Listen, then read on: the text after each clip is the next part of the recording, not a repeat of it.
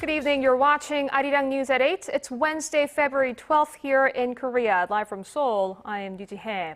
Now, happening now this evening, a fresh round of inter-Korean talks. For the first time in 7 years, senior officials from South and North Korea are locked in high-level engagement at the border truce village of Panmunjom. The meeting comes about a week ahead of the much-anticipated reunions for families separated since the Korean War.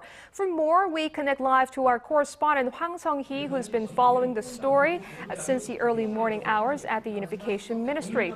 Sung-hee, what's the latest out of the talks? Ji-hye, South Korean Chief Delegate Kyou-hyun and his North Korean counterpart Won Dong-yon have just wrapped up a round of separate discussions just about 15 minutes ago. And it looks like they are still trying to narrow down their differences. The two sides have only held 2 sessions, the opening session and an afternoon session, and 1 separate discussion between the chief delegates since 10 a.m. this morning. Now, some are pointing to a lack of communication at today's talks, but an official at the Unification Ministry said that the two Koreas are not at the stage of reaching an agreement yet, as they came to the meeting with different interests in mind. Experts say the Koreas may not be able to reach an agreement today, but rather set a date for additional talks down the road. Ji-hye? Sung-hee, since the talks are happening behind closed doors, I guess it's all up to speculation at this point on what topics are being discussed. So, Sung-hee, what would likely be on the table?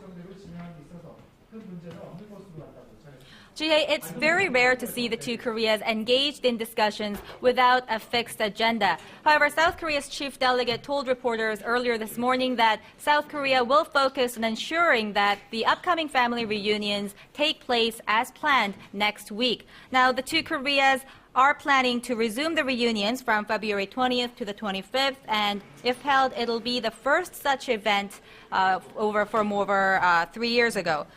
3 years. However, the reunion event won't be North Korea's top priority at today's meeting.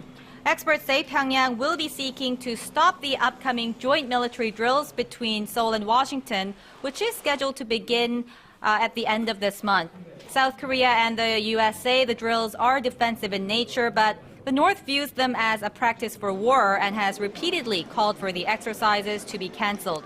North Korea had earlier threatened to reconsider its agreement to hold the family reunions should the joint military exercises take place as planned. Now, some are even speculating that the officials may be discussing a possible inter-Korean summit. But so it's really anybody's guess for now. Ji-hye? All right, that was our Unification Ministry correspondent Hwang Sung-hee with the latest on the first high-level talks between the two Koreas in 7 years. And visiting former Japanese Prime Minister Tomichi Murayama, well known for his 1995 apology to victims of Japan's wartime atrocities, spoke out Wednesday on relations between Korea and Japan, which have hit rock bottom in recent months. Our Kim-Hyun-ji has more on what he said at Seoul's National Assembly. Korean lawmakers welcomed former Japanese Prime Minister Tomichi Murayama to the National Assembly on Wednesday, a man they believe presents a way forward in Korea-Japan relations. Murayama took office in 1994 as the first socialist prime minister in nearly 50 years. On August 15, 1995, marking the 50th anniversary of the end of World War II, Murayama publicly acknowledged that Japan caused tremendous suffering to the people of many countries, especially in Asia, during times of war. He expressed deep remorse for the victims of his country's past actions.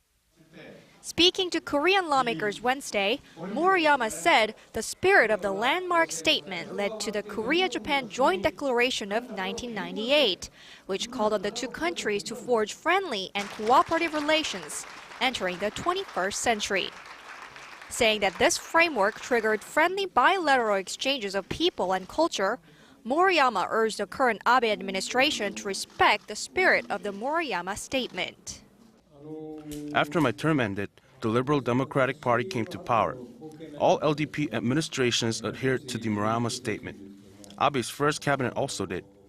Taking office for the second time, Abe told Parliament he would honor the statement, although there have been missteps. Murayama also acknowledged that Japan's use of women as military sex slaves during war times damaged the dignity of women. Former Japanese Prime Minister Murayama also said the governments of Korea and Japan should begin discussing how to settle historical issues, including the compensation of Korean victims forced into sexual slavery by the Japanese military during World War II. He stressed that the spirit of the Murayama statement will be key to forging friendly relations between the two countries. Kim Hyun-ji, ARIRANG News. The President Park Geun-hye has nominated Saenuri Party lawmaker Lee Ju-young as the new Minister of Oceans and Fisheries. He, a four-time lawmaker, has served as the chairman of the National Assembly's Policy Committee and is currently heading the ruling party's Yeouido Institute. Despite his limited experience with maritime and fisheries issues, the presidential office said he has been tapped thanks to his knowledge of overall state affairs. The nomination comes less than a week after the former minister Yoo Jin-suk was sacked for making inappropriate comments about a recent oil spill in waters off of Korea's southern coast. Touch base with journalists, experts, and analysts who are taking the pulse of Asia's heartbeat. South Korea's defense minister. In a lively half hour, join ARIRANG's Yoo Ji-hye for the day's top stories, current affairs, business, technology trends, plus global weather forecasts and more. ARIRANG News. Every weeknight, live on ARIRANG TV. Mixed signals out of the nation's labor market. Korea's unemployment rate inched up last month, but job creation sped up as more people ventured out into the job market amid signs of an economic recovery. Hwang Sung-hee has the details. Hiring in Korea seems to be picking up amid signs that the domestic economic recovery is gaining momentum. Statistics Korea said Wednesday that the Korean economy added more than 700,000 jobs last month, the fastest pace of expansion in 12 years. That is also much larger than the gain of 560,000 in December last year and roughly 590,000 in November. The number of employed people in January stood at 24.7 million. The jobless rate, however, also inched up 0.1 percentage points last month from the previous year to 3.5%. The statistics agency attributes last month's rise in both job creation and the unemployment rate to a decline in the number of people who gave up looking for a job. It went on to say that more people were out searching for work amid stronger signs of an economic recovery. The domestic economy grew 2.8% in 2013 from the previous year, which represented a reversal of a two-year slowdown and 2% growth in 2012. Korea's youth unemployment rate for people between the ages of 15 and 29, meanwhile, rose 1.2 percentage points last month from a year earlier to 8.7%. Hwang Ji-hye, ARIRANG News.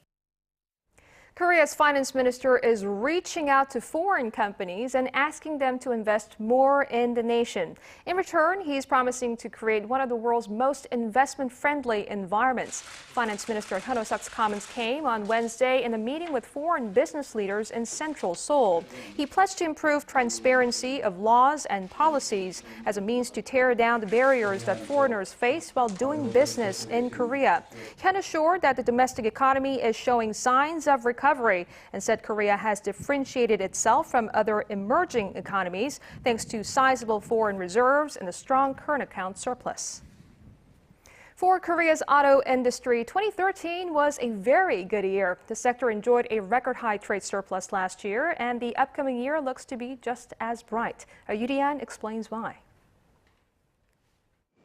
The domestic auto industry was Korea's star player in the export market last year. Korea's trade ministry said Wednesday that the sector's trade surplus hit a record high of $63 billion in 2013. That was the highest surplus among all the country's export categories, and it wasn't even close. The shipbuilding sector came in a distant second last year at $34 billion. Ever since 1984, when the nation began to break away from its heavy dependence on imports of auto parts, the auto trade surplus has grown by an average of 34% each year. The ministry attributes last year's record to a rise in quality competitiveness and enhanced brand value, along with the increased popularity overseas of Korea's large cars and recreational vehicles. The auto industry is expected to enjoy an even better year in 2014 on improving demand in and out of the country. The sector started off the year on a high note, with domestic sales of Korean automobiles in January gaining 4% on year. Outbound shipments, however, plunged by nearly 10% last month due to souring global sentiment over the U.S. tapering its quantitative easing. But looking at the whole year ahead, the Trade Ministry expects Korea to post a record high in exports on an upturn in global demand from Europe and emerging countries like China and Russia as they begin to recover from their economic slumps. Yoo-Rian, ARIRANG News. And Korea's export prices rose for the first time in 7 months in January, largely due to the weakening local currency. The Bank of Korea said Wednesday that export prices went up by 0.2% last month from the previous month. Import prices, on the other hand, fell nearly 1/3%, despite the weaker won because of sliding oil prices. With the U.S. Federal Reserve trimming its monthly bond buying program, demand for the U.S. dollar weighed on the Korean won in January, weakening the local currency by 0.8% over the course of the month. And speaking of U.S. stimulus tapering, the new head of the U.S. Central Bank, Janet Yellen, has vowed not to make any abrupt changes to U.S. monetary policy, emphasizing continuity with the approach taken by her predecessor, Ben Bernanke.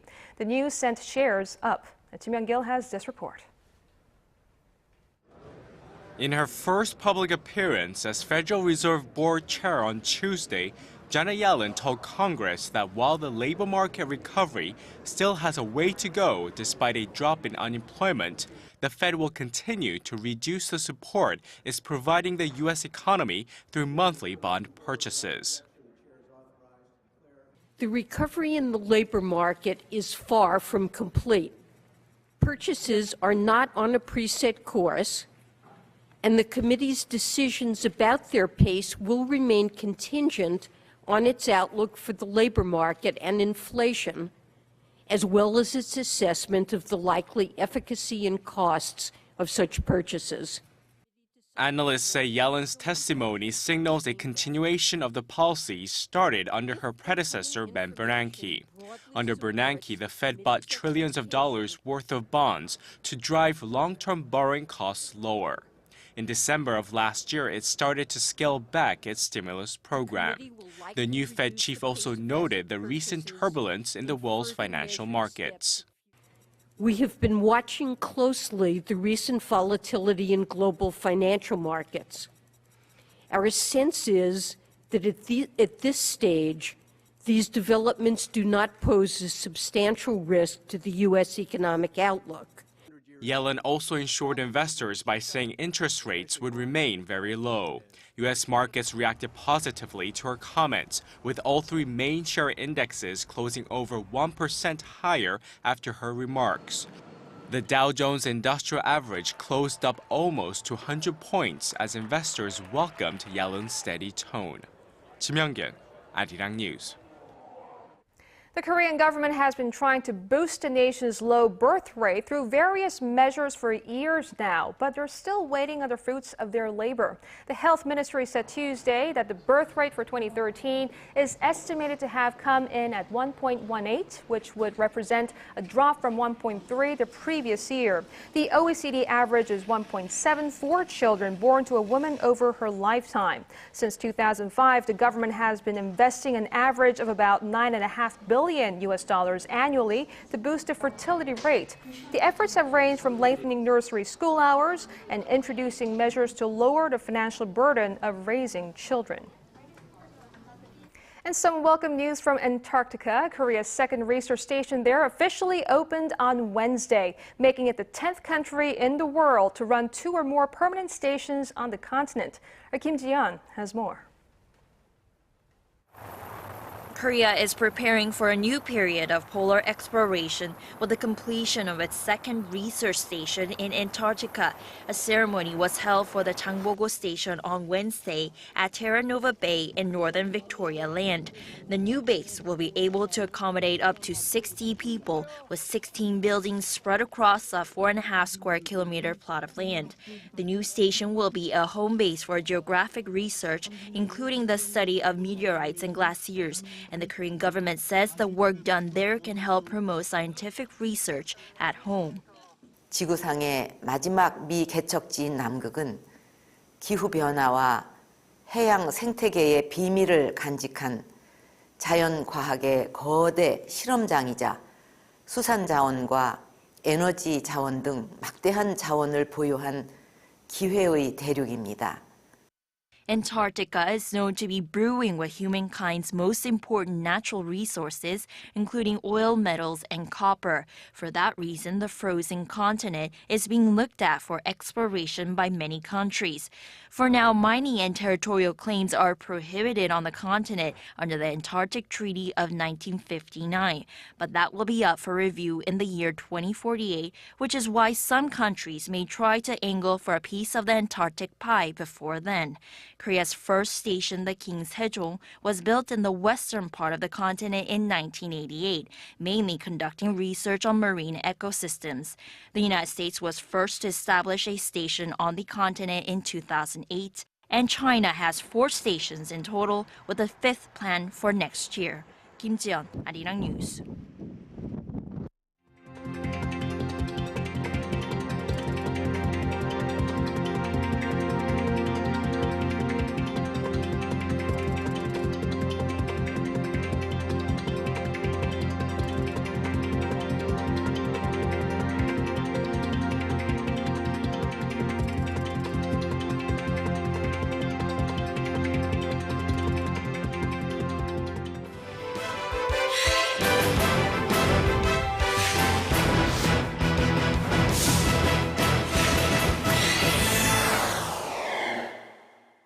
It was Team Korea's first medal in Sochi and a new Olympic record. Korean speed skater Lee Sang-hwa has rewritten history in the Winter Games, retaining her crown as the world's fastest in the women's 500 meters. But for more on her big win and the latest out of Sochi, we go over to our Olympics correspondent, Song Ji-sun, in the news center. So Ji-sun, she delivered as she promised. You're right, Ji-hye. We waited for the first medal from a Korean returning champion, and Lee Sang-hwa did not disappoint us with each of her strides making history. After finishing her first race at number 1, Lee clocked in at 37.28 seconds in the second race, resetting an Olympic record there. Her combined time of 74.7 seconds for the 2 races is also a new Olympic record. Russia's Olga Fatkulina brought home silver, 0.4 of a second behind Lee, and Dutch skater Marga Boer finished third. With her win, Lee has etched her name as the first Asian speed skater to win 2 consecutive gold medals. But for some others, the third time was not the charm for American snowboarder Shaun White. The 2-time Olympic champion did not win a medal in the halfpipe in Sochi 2014. White fell in his first attempt, and his second ride wasn't so smooth either. He finished in a disappointing 4th. But Swiss rider Yuri Podlatskov, nicknamed iPod, executed a double cork or 1440, which is a 4 full twists packed inside of 2 flips. That sealed the deal and earned him a gold, with no other snowboarders even attempting a trick that could outdo iPod's moves. In the meantime, Japanese teenager Ayumu Hirano takes home the silver with remarkable slope scale and flow, and another Japanese rider, Taku Hiraoka, won the bronze, becoming the first Asian medalist in this event.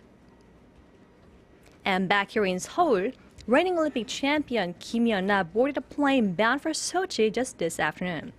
In fact, I was at the Incheon airport earlier to check upon the skating legend, now take a lesson to her worst before heading out to her second Olympics. 4 years have already passed and my second Olympics is here. But I'm not trying to think of it as my last competition, but more as just another competition. I'm trying not to be nervous. There are many factors that lead to a victory in figure skating, and all the skater can do is focus on their program and give it their best. Regarding questions on her competition, in particular rising Russian Yulia Libnitskaya, Kim reiterated that she can't be concerned with how the other skaters fare, only with making the most out of her own program. Korea's Park So-yeon and Kim Hae-jin, the teenage skaters who earned their Olympic tickets thanks to Kim Yeon-na's victory in the World Championships last year, flew on the same plane with Kim and said their goal is to execute clean programs. Kyou-hyun will be staying at a hotel with their team and start practicing in Sochi tomorrow. The short program for latest singles is set for next Wednesday evening in Sochi. While some, like Kyou-hyun, are just now heading over to Sochi to begin their quest for medals, others are already sporting medals around their necks. And new medals were named just a few hours ago in the women's downhill skiing event, where a gold was awarded to two skiers as their time was identical, down to hundredths of a second.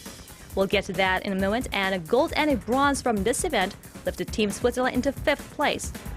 Norway stays on the top, with Canada and Germany trailing with 4 gold medals each. Now Team Korea stands at 11th with this 1 gold medal from Lee Sang-hwa. Now with that being said, will Lee Sang-hwa's friend Mo Tae-bum continue the golden streak for Team Korea? The silver medalist from Vancouver in the men's 1,000 meter is back. Now tune in at 11 p.m. Korea time to see if Korea can add another gold. And who will be the new queen in the snowboard's halfpipe event? The qualification round is just underway, and the semis and the finals are going to follow tonight. The pairs free skating event for the figure skating is also set for tonight, with Russia's world champions Tatiana Volsozar and Maxim Trankov leading after the short program. Well, the night is still young, filled with more actions and history in the making. Hope you guys enjoyed the games, and I'll be back with more of the latest news coming from Sochi at 10 p.m. Korea time.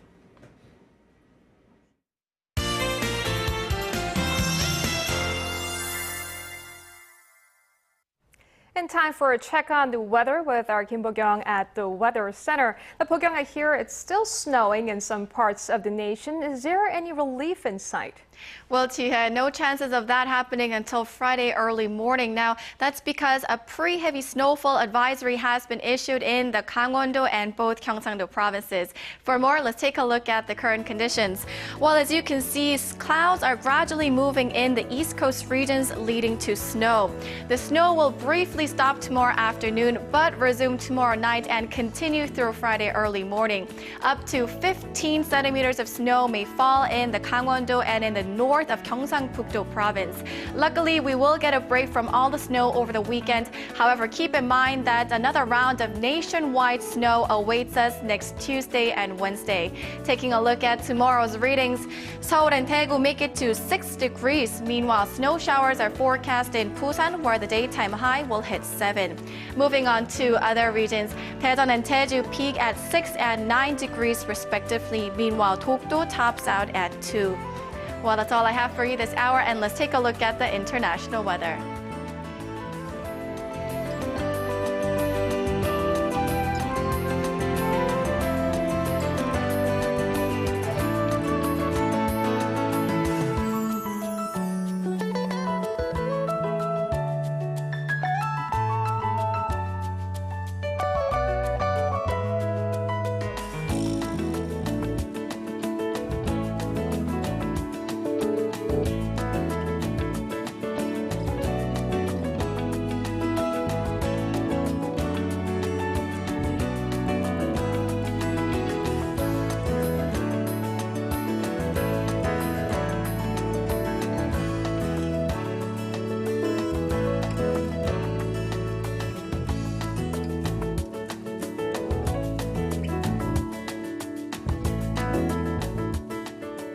And that's all the news we are following at this hour. I'm Yoo Ji-hye in Seoul. I'll be back with more news updates on our primetime news at 10 p.m. Korea time. See you then.